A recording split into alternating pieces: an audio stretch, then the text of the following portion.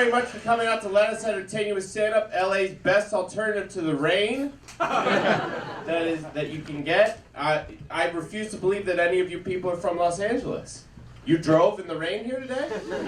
At nighttime? You guys must all be from out of town.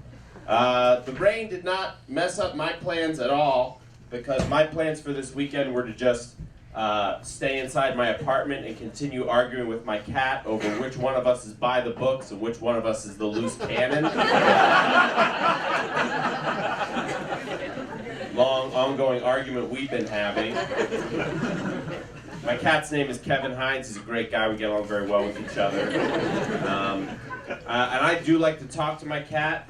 That's not an exaggeration. I'm willing to admit that. However, when I talk to my cat, I try to remain constantly aware of the fact that he is a cat, that he cannot understand what I am saying. Because I don't want to cross that line, you know? My mom crossed that line a while ago. Last year I got a birthday present and a card from her cat. Apparently the cat can write its own name in English, and it's got a good handle on how the postal system works. But I think, part of me is like, I think it's cute that my mom did that, but there's also part of it that is weird. And what's weird to me is, it's a cat that she got after I moved out of the house. You know what I mean? Like, she got this cat when I was in college. So, it's not a childhood pet. There's no emotional connection between me and that cat. I don't know that cat. Yet somehow, it knew that I wanted season 3 of The Wire on DVD. You guys have a good Valentine's Day? What a stupid question. Somebody went, pfft, and I agree with that. Obviously, it is a segue for a joke. To be honest with you guys, I forgot about Valentine's Day because I treat every day like Valentine's Day. I'm just one of those guys. But to be serious, like I think there is some truth to that. Like if you're in a relationship, you have to put in effort to make it work. Like personally, every time I take my special lady out to eat, I make sure that she knows that there is no one else that I'd rather be checking my email on my phone in front of. She's the one I want to do that with. This rain hasn't deterred me, you guys. I got a ton of stuff crossed off my to-do list. I went to CVS today, and I needed a bunch of stuff from CVS, but I didn't get everything I needed, and I had a very specific reason for that, and that is because personally, every time I see somebody with like more than 3 CVS bags, I automatically assume that they are homeless. Like multiple CVS bags are like the modern day barrel with straps. If you see a guy and he's got more than 3 CVS bags, something bad happened to him.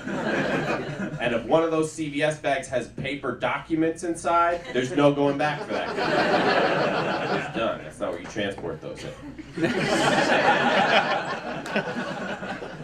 I like listening to rap music, but I stopped paying attention to the lyrics a couple years ago when I realized that like 80% of all rap songs are just the rapper talking about how good at rap he is. Have you noticed that? It's like a lot of, I'm the king of the rap game, and there's no flow like mine, and my swagger is head and shoulders above anybody else's swagger. These are not actual lyrics. But I feel like stand-up would be way easier if I could just come out here and be like, yeah, look at me take the stage with confidence. Who's ready for my topical joke, y'all? Lots of people have been talking about this topic, but nobody's got a unique perspective like mine. But then there would be no topical joke. It would just be all hype towards a topical joke. Who's ready for some wordplay? Yeah! Who's ready for some self-deprecating stories? Yeah! Who's ready for some observations about the minutiae of daily life? Woo-hoo!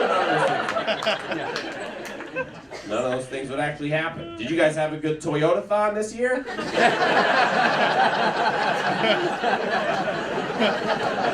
I want to talk about that for a little bit. I'm from Pennsylvania. I went back to see my family. Yeah, some people from Pennsylvania are here. You made the right choice also.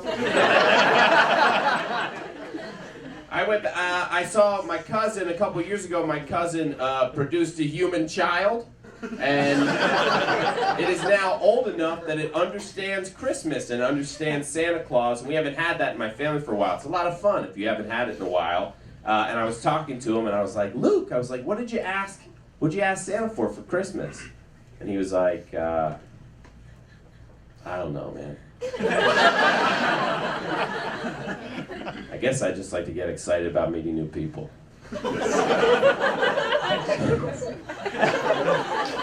I mean, it's nothing that Santa can bring me. I just like to make some human connections. And Bob the Builder stuff. I stayed with my parents as I do when I go home, and I grew up in a very tiny house. So when I moved out of the house, my mom took my bedroom over and filled it up with a bunch of knickknacks and bullshit and stuff. So when I go home now, it's my old bedroom, but it's very disorienting.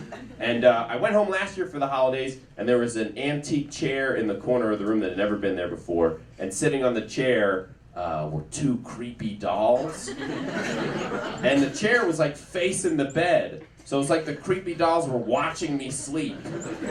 So I aired a grievance about this. I was not happy about it. And my mom remembered, because when I went home this year for the holidays, chair was still there, creepy dolls are still there, only now face down on the chair.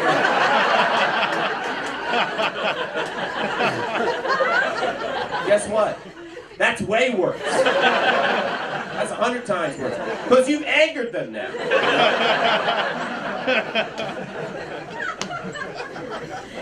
I want to talk about one more thing before I bring up our first guest tonight. You guys know what the Sky Mall catalog is, right? Yeah. It's that catalog that's in the back of every airplane seat, and it's filled with all that stuff that nobody's ever bought, like alarm clocks for your toilet, dumb stuff like that. The next time you're in the plane, you gotta look for this thing. It's the most disturbing thing in there. They're called jumpin' jammers. That's jumpin' with no G, jammers with a Z instead of an S. And as far as I can tell, they're adult-sized footy pajamas for emotionally stunted adults. Their ad actually says, this is what their real ad says, it says that they're for dancing,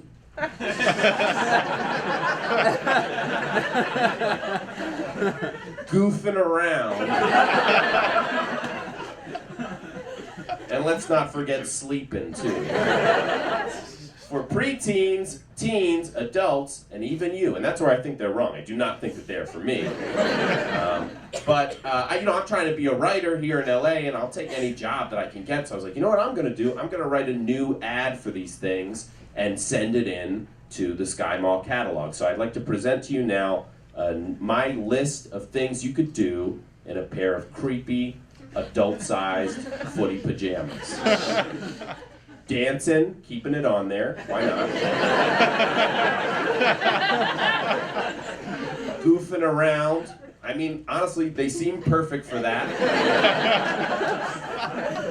What else did I have there? Horsing around.